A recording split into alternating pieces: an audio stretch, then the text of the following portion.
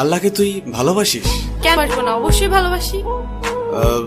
আল্লাহকে কি তোর বয়ফ্রেন্ডের মতো ভালোবাসিস? বয়ফ্রেন্ডের মতো কেন ভালোবাসবো? না মানে তোর ফেসবুক অ্যাক্টিভিটি তো তাই বলে। মানে ঠিক বুঝলাম না। অ্যাকচুয়ালি তোর না তোদের মতো মেয়েদের ফেসবুক প্রোফাইলে ঢুকলেই দেখা যায় কভার পিকচারে কোরআনের ছবি, কিন্তু তুই কোরআন পড়তে পারিস না।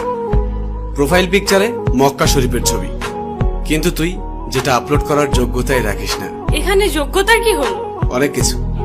তোর ফিচার ফটোতে 5 ওয়াক্ত নামাজের ফায়দার কথা, কিন্তু তুই 1 ওয়াক্ত পড়িস না। আর একটু নিচে নামলেই দেখা যায় তোর টলটনে রলবলে সুন্দর শরীরের সব পাট পাট ছবি। এই ফাইজলামির বাড়ি কোথায়? এটা কি ইসলামের অবমাননা নয়? দেখ, তোর মুখে কি আল্লাহর নামটা মানায়? তাহলে আমি কার নাম নিব? আমি মুসলিম, আমি তো আল্লাহর নামই নিব। না, তুই বা তোরা মুসলিম না। এই যে বললাম শুধুমাত্র এদেশে মুসলিম বেশি তাই তোরা মুসলিম পরিচয় দিস।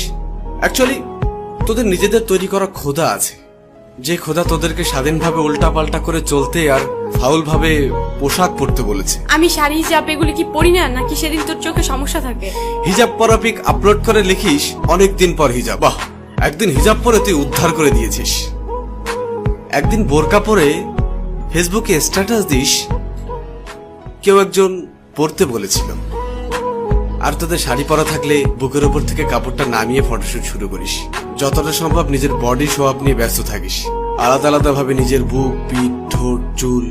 আর তোর মুখের দিকটা ছবিতে ঠিক মতো আসুক আর না আসুক, বুকের মাপটা ঠিকই আসে। এটা কি আল্লাহকে অপমান করা নয়? তুই নিজেকে নিজের স্বাধীনতার আদলে শরীরকে প্রোডাক্ট বানিয়ে ফেলেছিস, নোংরা সিনেমার থেকেও।